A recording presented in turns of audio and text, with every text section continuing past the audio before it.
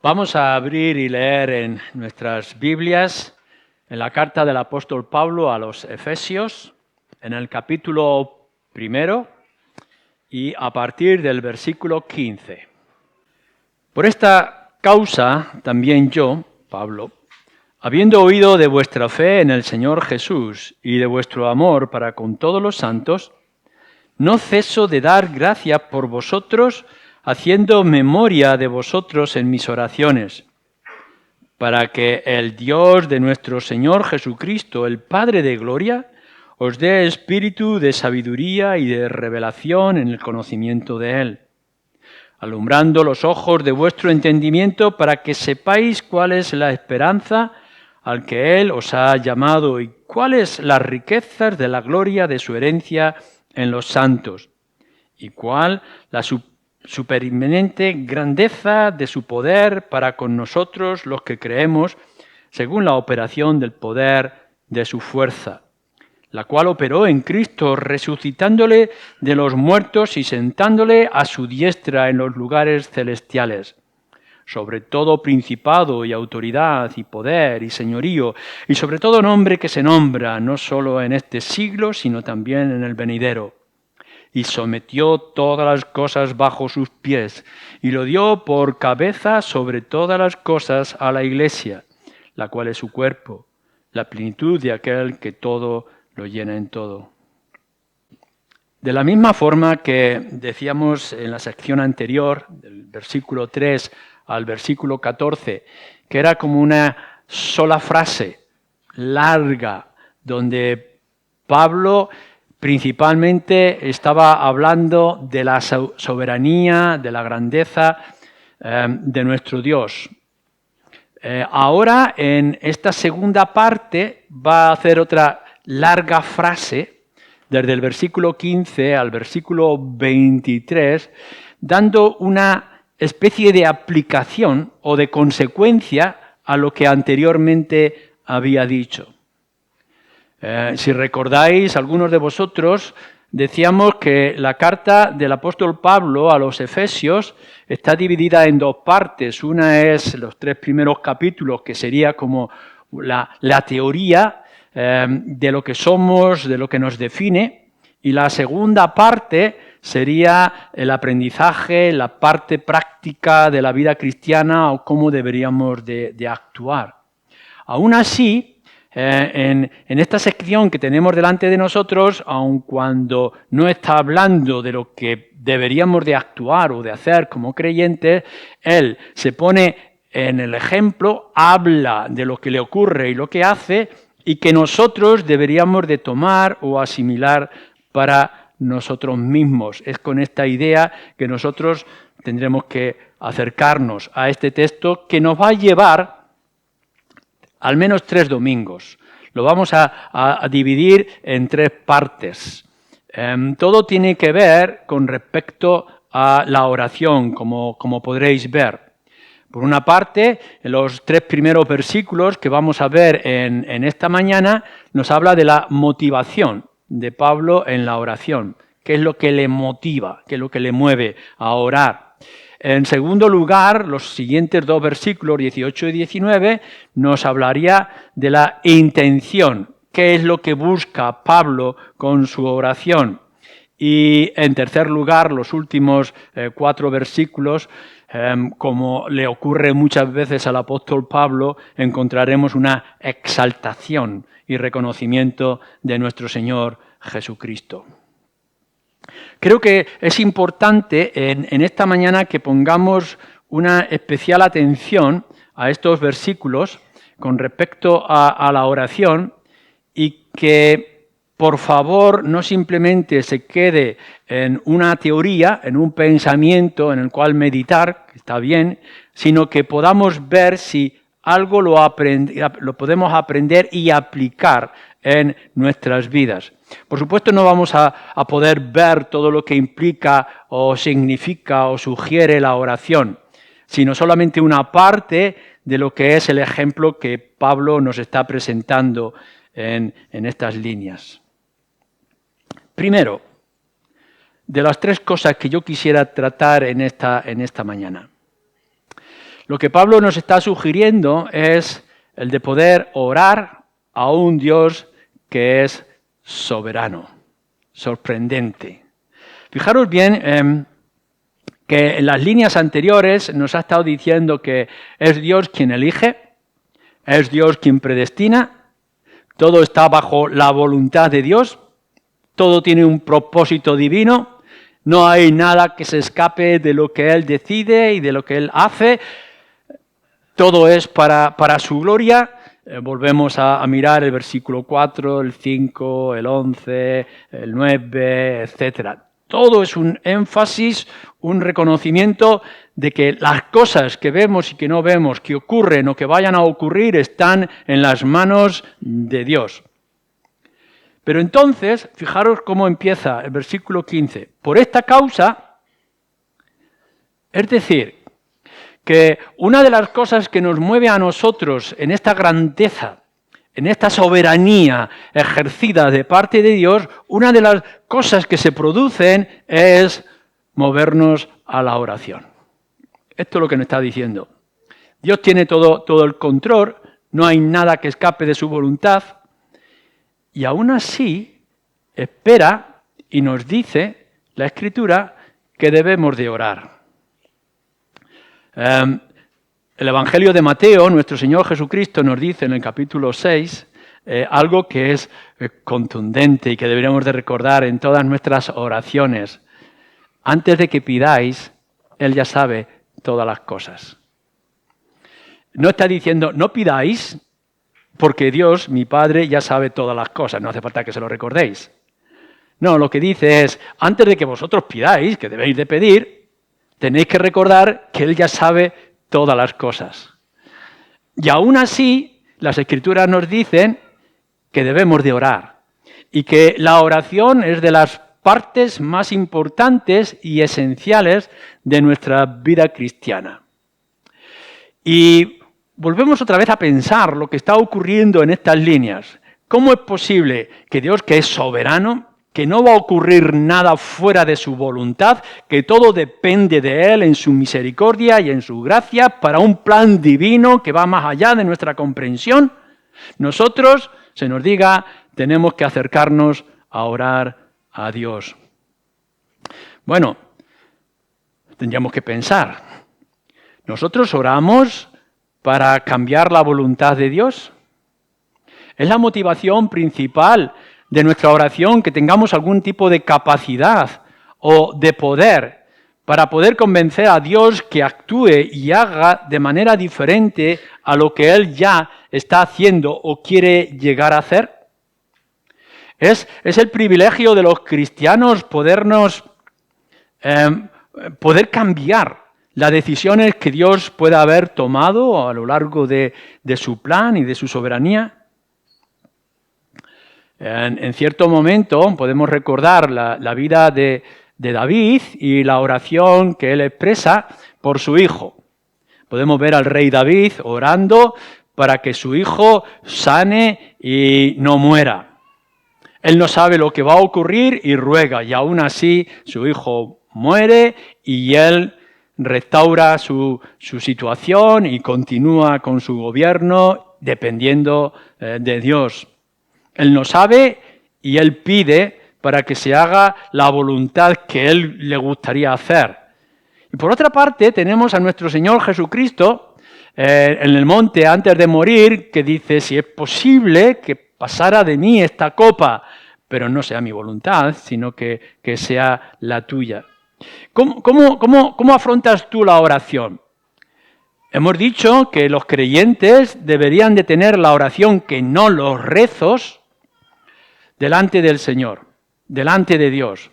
Pero a la misma vez, todo esto es movido al saber que Dios tiene el control de todas las cosas. Lo que te está pasando hoy, lo sea lo bueno, sea lo malo, lo que vaya a ocurrir mañana, lo que puedas experimentar para bien o para mal de tu propia vida, el Señor ya lo sabe, el Señor ya lo ha decidido, no podemos cambiarlo nada. Y aún así, la soberanía de Dios nos tiene que mover a orar. Por esta causa, puesto que tenemos un Dios como el que tenemos, como sabemos que Dios tiene el control de todas las cosas, ¿a dónde vas a ir para afrontar la situación que tienes por delante, sino a un Dios que es soberano? No está dependiendo de los caprichos de su pueblo, ni de los cambios de carácter moral, ni de los sacrificios que pueda hacer para honrarle, ni las ofrendas que le puedan traer. Nosotros no podemos sobornar, no podemos cambiar, no podemos dirigir, no podemos dominar ni controlar de manera alguna a Dios. Y aún así, se nos dice que ante este Dios que sabemos que puede y tiene todas las cosas en su mano, podamos dirigirnos a Él en oración. Bueno, la Escritura nos lo dice de manera muy clara. Pedid y se os dará. Llamad y se os abrirá. Buscad y encontraréis, recibiréis. Nuestra oración es a un Dios que provee, que sabe y que tiene todas las cosas. Es más, Santiago en su carta nos dice algo que debemos de recordar constantemente ante el deber de los creyentes de venir ante un Dios que es soberano. Dice Santiago capítulo 4 versículo 12, no tenéis porque no pedís. Y entonces nos enfrentamos a un montón de oscuridad, a las encrucijadas, a las debilidades de nuestra vida, y la conclusión que nos dice Santiago y a las que nosotros tenemos que mirar y ver delante de un Dios que es soberano, de decir que posiblemente no recibimos porque no pedimos. Y lo que deberíamos de hacer es pedir más a aquel Dios que sabe y tiene todas las cosas en su mano. Pero la oración no es una lista de compra, de adquisiciones. No es que vayamos a hacer una lista de peticiones particulares y concretas para nuestra vida. Tal como lo podemos encontrar en los ejemplos de los Salmos y a lo largo de toda la Escritura, la oración es una conversación con Dios que podemos traer todas nuestras necesidades y situaciones o dificultades que pudiéramos tener. Fijaros, quiero leeros una definición de la oración que hace John Bunyan. Sabéis que John Bunyan es el autor del Peregrino y la Peregrina y algunos otros clásicos cristianos. Pero él define la oración de esta manera. Un libro sobre la oración que recomiendo que leáis. Orar es derramar de modo sincero, consciente y afectuoso el corazón o el alma ante Dios, por medio de Cristo, en el poder y ayuda del Espíritu Santo, buscando las cosas que Dios ha prometido o que son conforme a su palabra, para bien de la Iglesia, con fiel sumisión a su voluntad. Quedaros con toda la frase que nos hace Bunyan de definición, pero en particular en nuestro contexto con la segunda parte. Buscando las cosas que Dios ha prometido o que son conforme a su palabra, para bien de la Iglesia, con fiel sumisión a su voluntad. Puede que se nos esté sugiriendo ahora en nuestro corazón, nuestra mente, la circunstancia, lo que hemos escuchado, otro tipo de oraciones y que nos dejemos llevar de otras maneras, de otros modos y de otras modas. Pero tenemos que enfocar bien lo que la Escritura nos dice y cómo Pablo lo está actuando. Ante un Dios que sabe todas las cosas y que sabemos que va a hacer todas las cosas bien y que lo que está buscando principalmente es la gloria de su nombre, de su grandeza, de su persona y el bien de la Iglesia, deberíamos de orar. Y deberíamos de orar más y deberíamos de orar mejor. No conformarnos con una pequeña petición o una sugerencia que le hagamos a Dios antes de comer la buena comida que haya sido preparada. No porque nos encontramos en un tiempo de desesperación donde podamos decir voy a acudir a Dios por si acaso.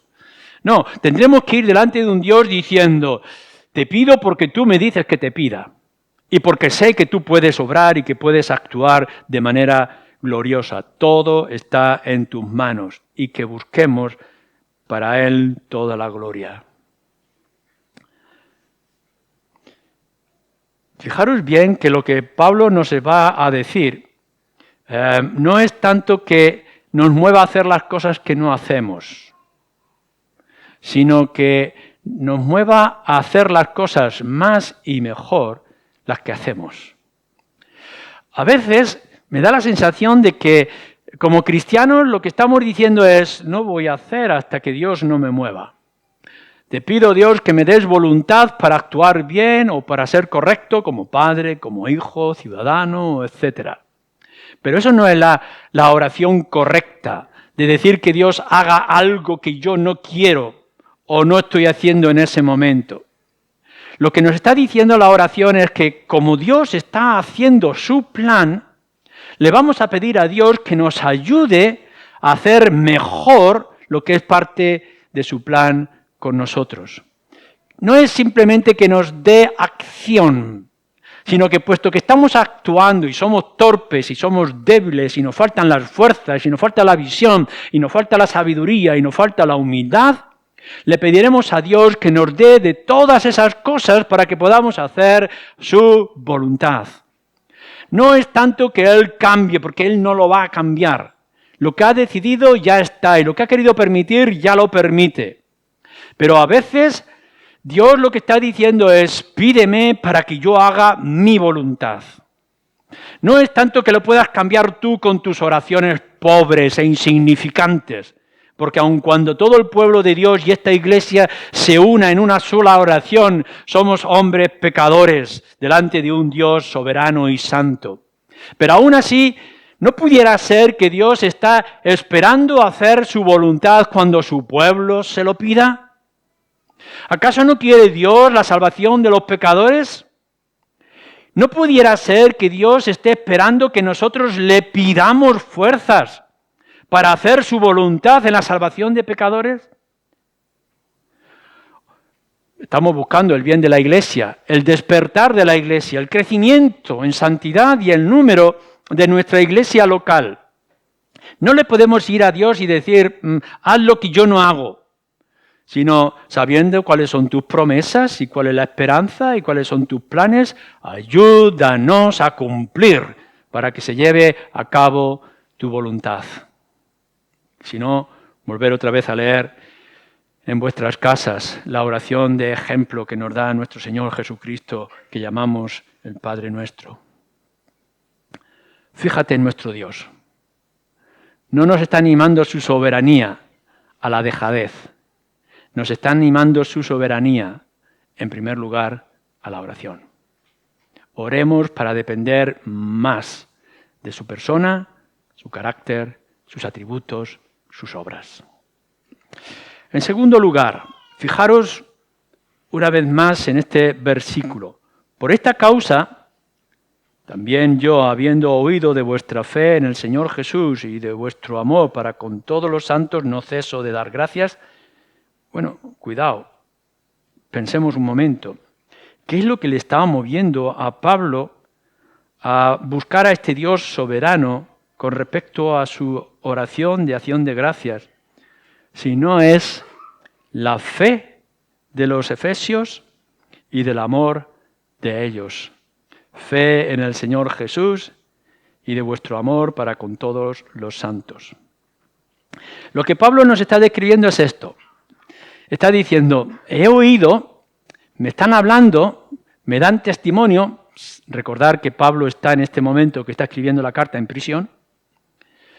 Me están hablando acerca de vuestra fe y de vuestro amor.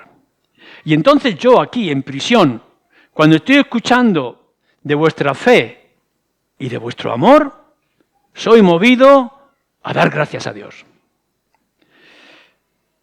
Y por tanto nosotros nos preguntamos ahora en esta mañana, ¿estamos actuando de la manera adecuada para que otros o incluso nuestras propias oraciones puedan ser movidas?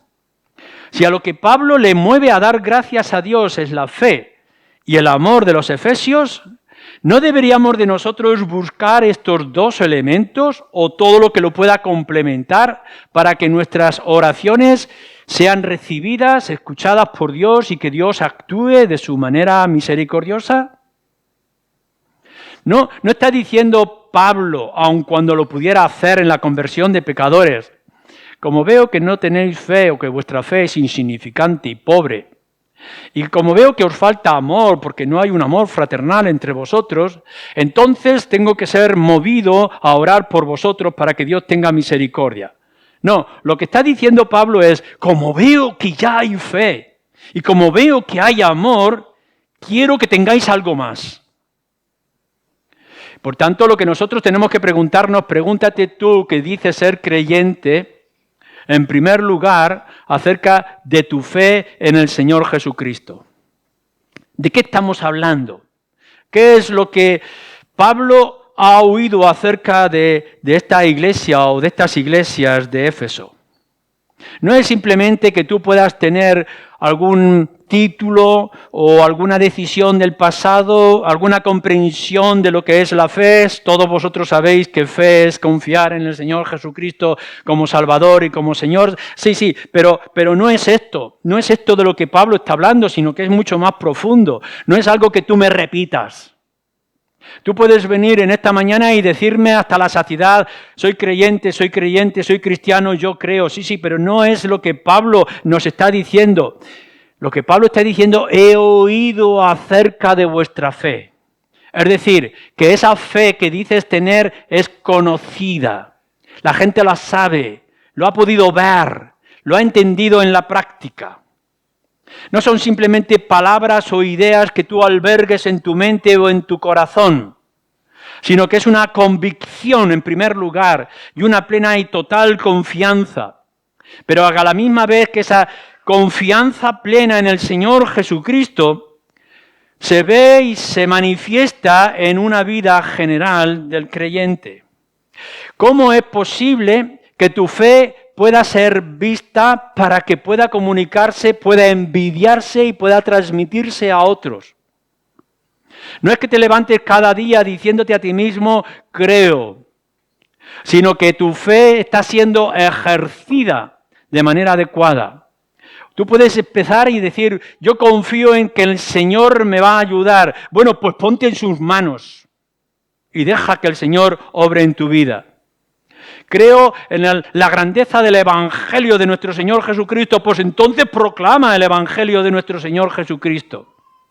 Si crees que Dios está a tu lado y que te va a consolar y va a fortalecer, si crees estas verdades de consuelo en tu vida, por tanto descansa en la persona del Señor Jesucristo. Vive la fe.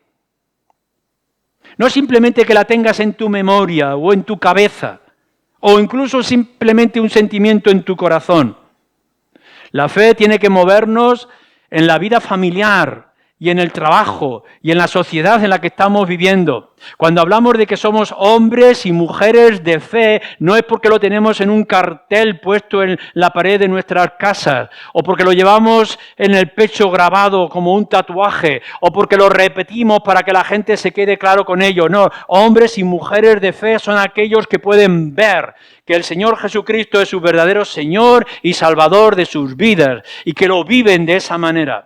Que hay pasión por nuestro Señor Jesucristo y que lo manifestamos una y otra vez de multitud de formas. Solamente de esa manera, otros, como con Pablo, pueden hablar de la fe.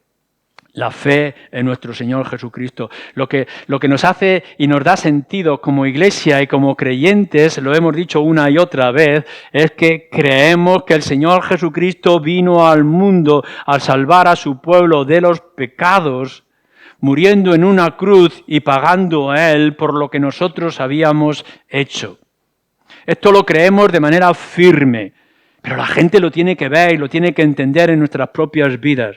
Si hemos creído en el Señor Jesucristo, hemos cambiado. Y si hemos cambiado, el mundo lo tiene que ver y lo tiene que saber y lo tiene que sentir con respecto a nuestra propia vida y a nuestro comportamiento. Pero, añade más, no solamente he oído de la fe en el Señor Jesucristo que tenéis, sino del amor que tenéis los unos para con los otros, de vuestro amor para con todos los santos, el amor fraternal. Ya hemos hablado en más de una ocasión, y lo tendremos que hacer otra vez, acerca de lo que significa este amor entre los hermanos y el amor en la Escritura y el amor de los creyentes. No es un mero afecto, o no es un mero sentimiento. Tienen que estar, por supuesto, estas cosas. Tiene que haber intención en nuestro corazón con respecto al amor, pero tiene que haber acción. El amor no simplemente son palabras, sino que son acciones, son hechos. Y quizá no vamos a decir que nos sobra de este amor teórico que podamos estar hablando, porque ni aun eso lo encontramos muchas veces. Pero aun cuando hubiera un constante decir que amamos y que buscamos amor, que necesitamos amor y amor y amor por todas partes, al final no hay amor si no hay actitud y ejercicio de este amor. Igualmente que hemos dicho de la fe, lo estamos diciendo con respecto al amor delante de Pablo. He oído acerca de vuestro amor para con todos los santos. Y no es que la gente fuera a Pablo estando allí en la prisión y le dijera, mira Pablo, es que estamos escuchando que los efesios y todos los demás hablan de amor y hablan mucho de amor. Eso a Pablo no le va a mover a la oración. Lo que le mueve a Pablo es ver que realmente los efesios aman a todos los santos. No te vayas a tu casa en esta mañana diciendo, abundo, hay mucho sentido de responsabilidad en mí, hay mucho deseo de amar, hay mucho amor en mi corazón. Si los demás hermanos no lo ven y no lo sienten y no lo experimentan. El amor se expresa en el abrazo, se expresa en las palabras de calma, de medicina, en la ayuda práctica, en todas las cosas que tienen que ver en nuestra vida como creyentes y como hermanos. Hablemos del amor visible que se puede comunicar y transmitir en lo que es la vida de iglesia, en las cosas prácticas que tenemos delante de nosotros. ¿Cómo manifiestas tu amor dentro de la iglesia? Supongo que dirás que no es suficiente venir un domingo por la mañana, estar atento a las cosas y desaparecer hasta el próximo domingo por la mañana. Creo que el amor tiene que significar algo más. Y podremos decir que, amamos porque está mi lista de oración constante de intercesión por los hermanos que están en necesidad. Y demos gracias de que está esa intercesión constante en tus oraciones personales e íntimas delante del Señor.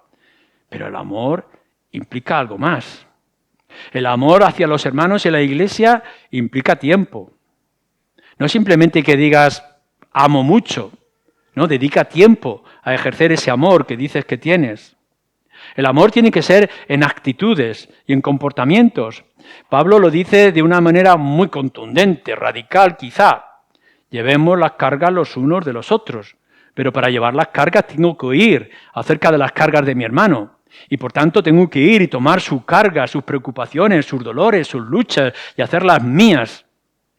Amor significa no simplemente que yo tengo un inmenso gozo, sino que reparto mi gozo, que lo comunico, que lo comparto para que otros disfruten de las bendiciones de mi Dios y que el gozo de mi hermano es el gozo mío y que puedo disfrutar y llenarme de alegría delante del Dios nuestro sabiendo que mi hermano o mi hermana las cosas le van bien. Amor no es la crítica, no es el chismorreo, no es el buscar el daño, sino todo lo contrario. ¿Qué es lo que yo puedo hacer? ¿Cómo yo puedo disfrutar? ¿Cómo yo puedo ayudar en las cosas prácticas, sentimentales, emocionales y con tiempo en la vida de iglesia? ¿Es este el amor que tú dices tener? Escríbelo con letras grandes, con colores fluorescentes. Colócalo en todos los muros de tu casa y no servirá de nada. Pero aplícalo en tu corazón y aplícalo con tu hermano. Ejércelo con sabiduría con todos tus hermanos y entonces el mundo dirá cómo aman estos cristianos. Lo miramos de una manera general, no solamente la iglesia local, sino que miramos el amor hacia todos los santos de una manera general y universal. Como lo expresamos o quisiéramos expresarlo aún mejor con puertas abiertas. Nuestros hermanos de la misma fe están luchando y están pereciendo, están perdiendo a lo largo de todo el mundo. Y nosotros podemos llegar y tener un sentimiento emocional y decir, pobrecitos de nuestros hermanos que están sufriendo en Nigeria, por ejemplo. Pero a Pablo no le va a conmover que tú puedas decir o puedas expresar con tus labios una cierta preocupación. A lo que Pablo le mueve es cómo amas a todos los santos. ¿Qué es lo que haces en estas circunstancias que tú oyes? ¿Cómo es tu preocupación? ¿Cómo es tu esfuerzo? ¿Cómo te implicas en la situación a lo largo del mundo? Y la obra misionera. Y que podamos llegar y decir cómo nos gustaría que hubiera una extensión del Evangelio. Sí, pero ¿qué es lo que estás haciendo con esto? No simplemente que tengas deseos. Debes de tener acción. Apoya a tus misioneros. Apoya la obra evangelística. Busca, adora, anima a aquellos que lo están haciendo, provee de todas las cosas prácticas, económicas que sean necesarias. El amor hacia la obra misionera y hacia los hermanos y las iglesias que están en dificultades en otros lugares no se alimenta con palabras, se alimenta con acción y que viene de un corazón transformado. El amor es el reconocimiento. Y es nuestra actitud dando gracias a Dios una y otra vez por lo que Él está haciendo en tantos lugares y una sumisión y aceptación de lo que Él pudiera hacer en tantos lugares. Es decir, Pablo está escuchando acerca de la fe de sus hermanos, la fe en el Señor Jesucristo, y está escuchando acerca de ese amor real y verdadero de sus hermanos en aquellos lugares, y Pablo se conmueve. Y entonces dice, fijaros bien, no ceso de dar gracias a Dios por vosotros. Hagamos una aclaración. Aquí estamos enfatizando que nosotros los creyentes tenemos que tener fe y tenemos que tener amor. Fe en nuestro Señor Jesucristo y amor hacia los cristianos. Pero estos no son obras. Estos no son méritos, porque Pablo lo que está diciendo es, les doy gracias a Dios por lo que vosotros estáis haciendo. Es decir, cuando la iglesia es movida a fe y la iglesia es movida al amor, no podemos decir, estamos nosotros ganando la batalla, estos son méritos nuestros, es nuestro esfuerzo. No, es la gracia de Dios. Gracias le doy a Dios por vuestra fe y por vuestro amor. Nosotros tenemos la responsabilidad, tienes responsabilidad de fortalecer tu fe en el Señor Jesucristo y tienes la responsabilidad de hacer práctica, clara, activa el amor hacia todos los santos. Pero cuando esto lo veas y lo hagas, no podrás llegar y decir gracias a mí, sino gracias a un Dios soberano que tiene todas las cosas en sus manos y ha querido moverme a mí a actuar de esta manera concreta y práctica. Así que, entonces, hemos dicho en primer lugar que deberíamos de ser una iglesia que ora, pero que ora de verdad a la luz de las Escrituras, dependiendo de este Dios soberano. No buscamos en primer lugar que Dios se arrepienta o cambie de voluntad, sino que la nuestra se someta a la suya y que nosotros seamos útiles para la gloria suya y la extensión de su voluntad. Pero hemos visto en segundo lugar que Pablo es movido, y así debería de ser en nosotros, por una fe real, verdadera en el Señor Jesucristo y un amor sincero por todos los creyentes, por todos los santos. ¿Es esto así? ¿Es esto parte en nuestra búsqueda, en nuestro deseo como iglesia? Pero veamos entonces, en tercer lugar, haciendo memoria de vosotros en mis oraciones, versículo 16, ¿para qué? Para que el Dios de nuestro Señor Jesucristo, el Padre de gloria, os dé espíritu de sabiduría, de revelación en el conocimiento de Él. La intención del apóstol Pablo, estando allí en su celda, por causa del testimonio del Evangelio que está llevando, es, por una parte, se goza de que la iglesia persevere, la iglesia siga creciendo, ha escuchado buenas cosas acerca de sus hermanos, hay fe y hay amor. Me gozo en ello. Doy gracias al Señor porque hay fe y hay amor. Pero esto no basta. Pablo dice, está bien, pero entonces voy a pedirle a Dios que os dé algo más. ¿Y qué es lo que pide? Conocimiento acerca de nuestro Señor Jesucristo. La intención, el deseo, propósito, oración del apóstol Pablo es que la fe y el amor sean complementados, se le añada algo más que es necesario y que es poderoso en nuestra vida de iglesia. Conocimiento, más conocimiento, mejor conocimiento de nuestro Señor Jesucristo. Tener espíritu de sabiduría y de revelación. Aquí hay que aclarar porque no queda claro, según los comentaristas, en este versículo, si este espíritu es un espíritu en minúscula o es un espíritu en mayúscula. Si es en minúscula, se refiere a ese característica de la sabiduría y de la revelación. Si fuera en mayúscula, se estaría refiriendo al Espíritu Santo. Cuando se escribieron estos textos y estas cartas en el griego, no hay mayúsculas. Y entonces en el contexto lo tendríamos que definir. Y aquí quizá podríamos encontrar dificultad en decir que tengan espíritu, el espíritu de sabiduría y de revelación. Ya lo tienen, el Espíritu, porque antes nos ha hablado de que estamos sellados con el Espíritu, pero que tuvieran más de la presencia y la obra del Espíritu en sabiduría o en revelación.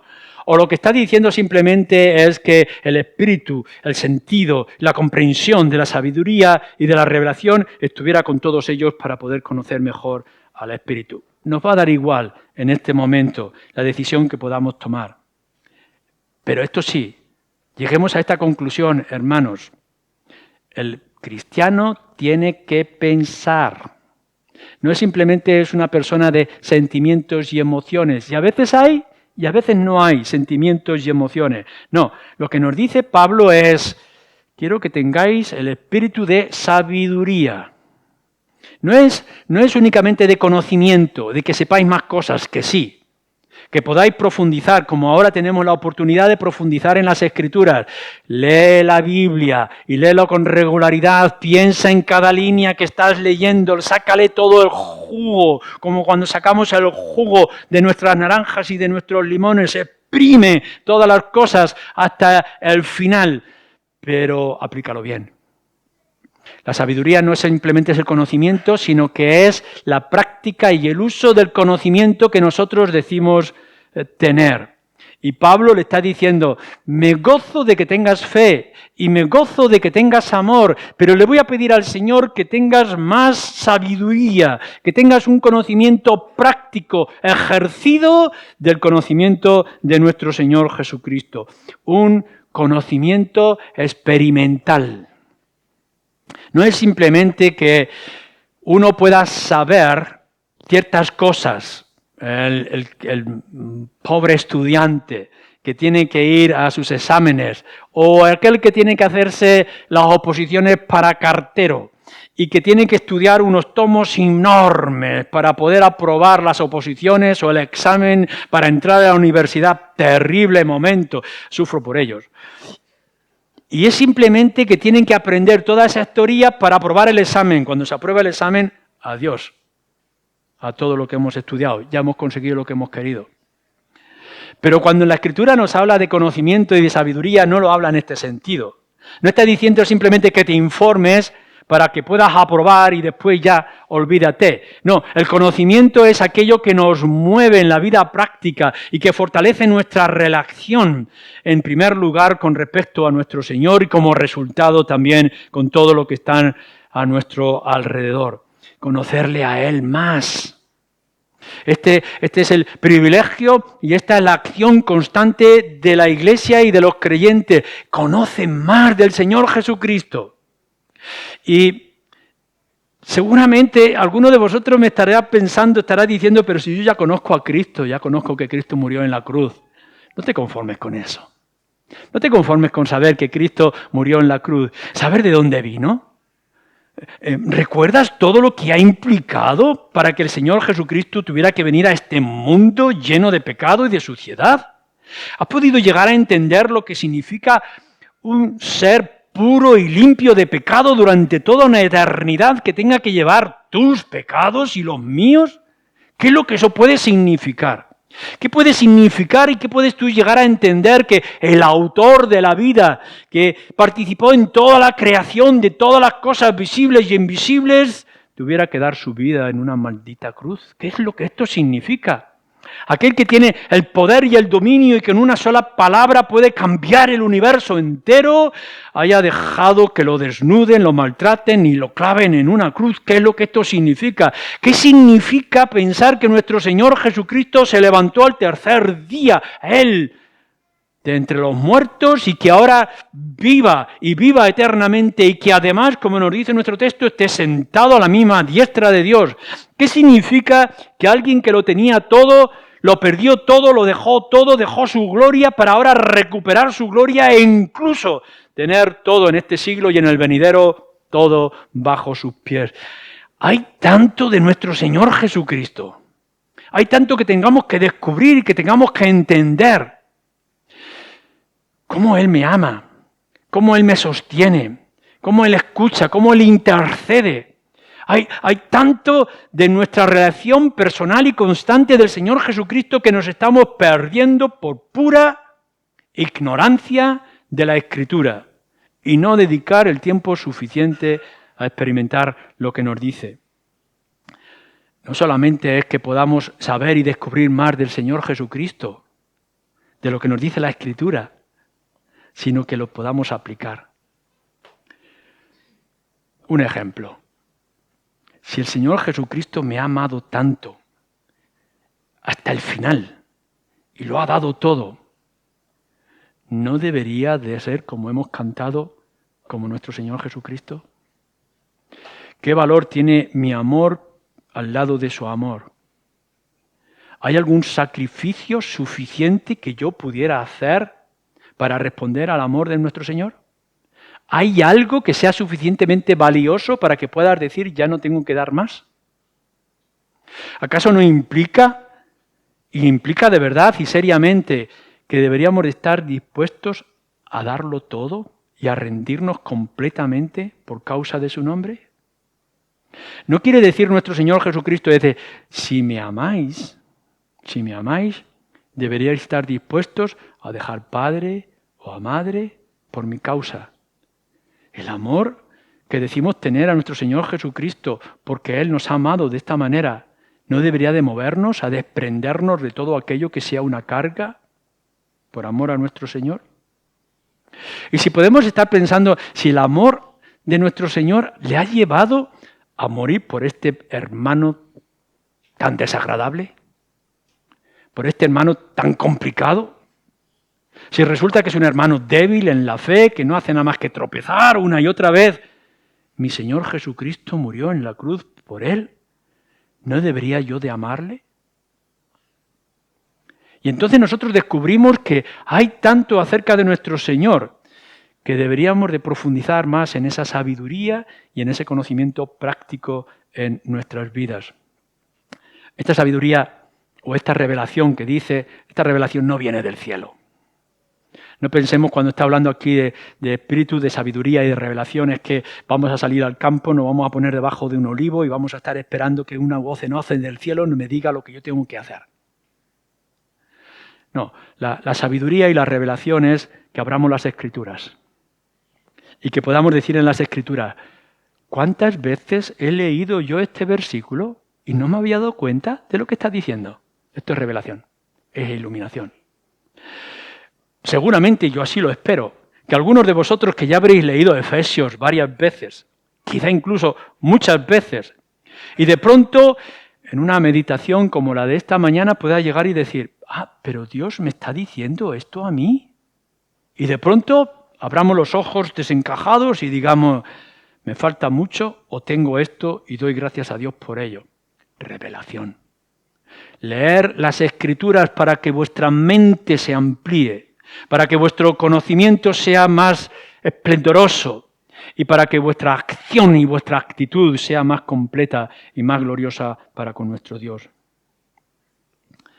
La gran grandeza y el gran consuelo de nuestro Dios es que a lo largo de nuestras vidas, tú y yo podamos meditar más en Él.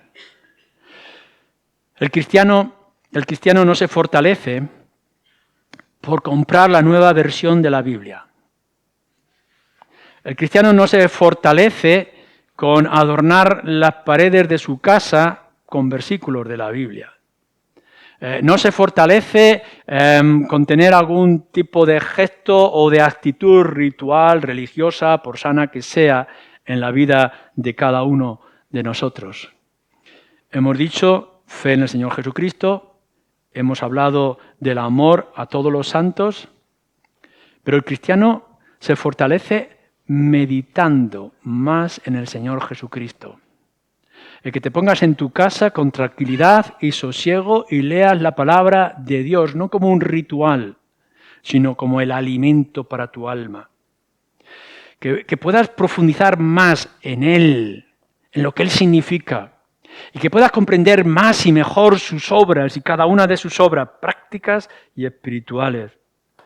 Que puedas llegar a descubrir cuántas bendiciones han sido vertidas, incluso a veces como una lluvia inmensa de bendiciones en tu vida. Y que puedas decir que ese día que saliste de la operación, o ese momento que el Señor te dio consuelo estando en tu cama, o esas palabras sabias que el Señor puso en tus labios para hablar con tu vecino, son obras esplendorosas de un Dios como el nuestro. O que puedas pensar de los planes que Él ha establecido. No hay cosa más extraordinaria que podamos pensar acerca de nuestro Señor Jesucristo después de la obra de la redención, que nos pueda decir a nosotros, la Iglesia y a los creyentes, y yo estaré con vosotros todos los días de vuestra vida. Y que además lo complementa con esta otra promesa, y vendré otra vez a por vosotros.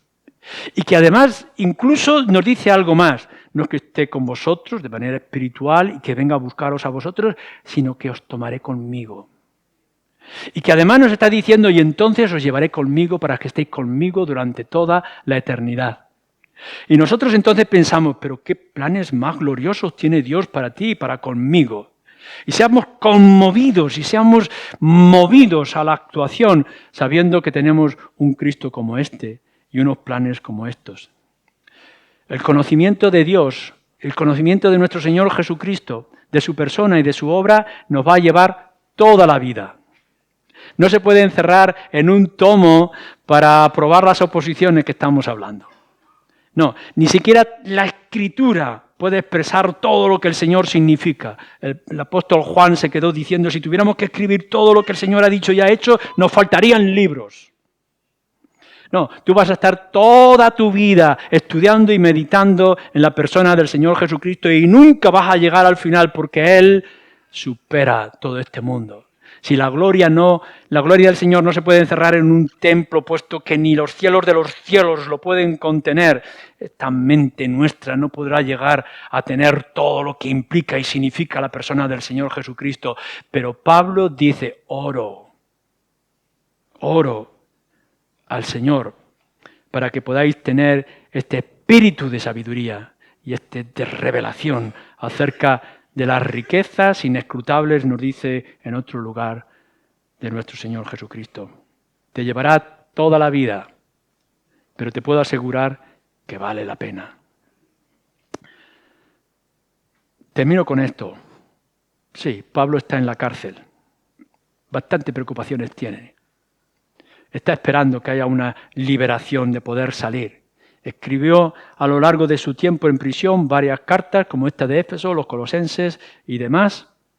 Pero en medio de esta situación de la cárcel, Pablo dice, no ceso de orar por vosotros. ¿Qué mejor ocupación para Pablo estar en prisión que orar por sus hermanos de Éfeso? Que aun cuando tienen fe y tienen amor, está buscando que tengan más conocimiento. ¿Estás enfermo?